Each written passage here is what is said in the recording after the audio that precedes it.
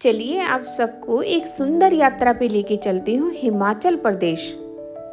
कांगड़ा से 45 किलोमीटर की दूरी पर है बैजनाथ धाम, शिव का मंदिर। इसकी अनेकों कथाएं हैं, जिसमें से आपको मैं कथा सुनाने वाली हूँ। कथा ध्यान से सुनना, कोई गलती हो तो क्षमा करना। भगवान शिव के आपको दर्शन होने वाले हैं और दर्शन करके आपकी मनोकामना भी पूरी हो जाएगी घर बैठे ही।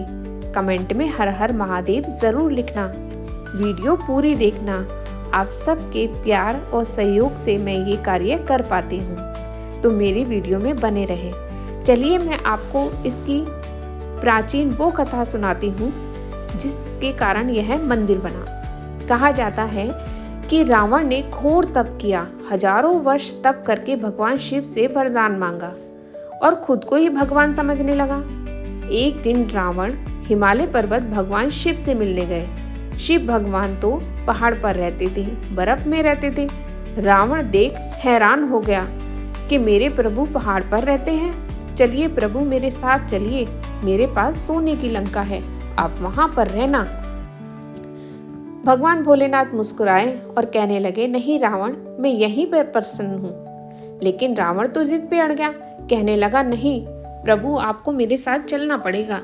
तभी भगवान शंकर बोले कि ऐसा करो, तुम ये शिवलिंग ले जाओ, इसी से मूल रूप से मैं तुम्हारे साथ चलूंगा और इसे लंका में स्थापित कर देना।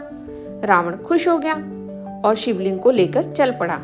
लेकिन भगवान शंकर बोले कि शिवलिंग को जमीन पर मत रखना जब तक लंका ना आ जाए। जहां पर तुमने इस शिवलिंग को रख दिया, मैं तो वहीं स्थापित हो जाऊंगा। रावण को अपनी बुद्धि, ताकत और अपने आप पर बड़ा अभिमान था। वो बोला, नहीं प्रभु ऐसा कदापि नहीं होगा, और वो शिवलिंग को लेके चल दिए। बीच में आ गया हिमाचल प्रदेश। बस फिर क्या था, भगवान शिव ने तो अपनी लीला दिखा दी। रावण ने कहा एक गडलिये से, भाई जरा ये शिवलिंग पकड़ना, मैं अभी आया। गडलिये को शिवलिंग पकड़ाकर रावण ने कहा, इसे जमीन पर मत रखना जब तक मैं ना आऊं, और रावण चले गए। शिवलिंग का वजन इतना भारी हो गया कि गडलिये से संभला ही नहीं और उसने जमीन पर रख दिया। वो यही जगह थी और यहीं पे शिवलिंग स्थापित हो गया। यहीं पे भगवान शिव का मंदिर बना। रावण ने बहुत कोशिश करी शिवलिंग को उठाने की, मगर शिवलिंग नहीं उठा और रावण भी समझ गए कि ये तो मेरे प्रभु का ही चमत्कार है। रावण ने क्षमा मांगी और यहीं पर मंदिर बनवा दिया। कहते हैं मंडी का एक राजा था, उसने यहाँ पर कुछ लोगों को लगाकर शिवलिंग की खुदाई करवाई और उसने सोचा कि शिवलिंग को ले जाकर मैं अपने घर में स्थापित करूंगा। लेकिन कितने लोगों ने खुदाई करी, शिवलिंग नहीं निकला, और निकले तो वहां से कुछ ऐसे जीव जंतु निकले जिन्होंने उन मजदूरों पर आक्रमण कर दिया। तब से यहाँ पर शिवलिंग की खुदाई नहीं हुई और उन्हीं राजाओं ने शिव जी का मक्खन से अभिषेक किया और हर साल मकर संक्रांति पर यहाँ पर शिवलिंग पर मक्खन से अभिषेक किया जाता है। ये पर्व 7 दिन तक चलता है। कहते हैं इस जगह पर 1 किलोमीटर तक कोई सोने की दुकान नहीं है। कुछ लोगों ने सोने की दुकान बनाई भी थी, ज्वेलरी की, लेकिन उसमें आग लग गई। अब यहाँ पर 1-1.5 किलोमीटर तक कोई भी ज्वेलरी की दुकान नहीं खोलता।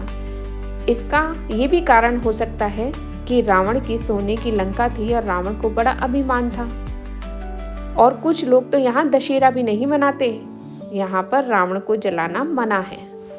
यहाँ पर रहने वाले हिमाचली लोगों का कहना है कुछ वर्ष पहले यहाँ पर किसी ने दशहरे का त्यौहार मनाया, रावण का पुतला जलाया, उनके घर में मृत्यु हो गई। तभी से लोगों ने यहाँ पर रावण जलाना बंद कर दिया। दशहरा यहाँ पर कोई नहीं मनाता। और यहीं पर बहती है विंध्या नदी। चारों तरफ बर्फीले सुंदर पहाड़, सुंदर वादियाँ, जमीन पर हरियाली, मानो स्वर्ग का नज़ारा हो। हिमाचल प्रदेश वाकई ही बहुत सुंदर जगह है।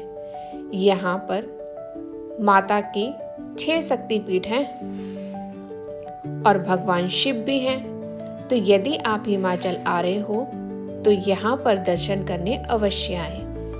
भगवान की कृपा घर बैठे नहीं मिलती, दर्शन करने से मिलती है। मेरी इस सुंदर यात्रा में बने रहने के लिए आप सबका धन्यवाद। ऐसी ही यात्राएं आपको कराती रहूं।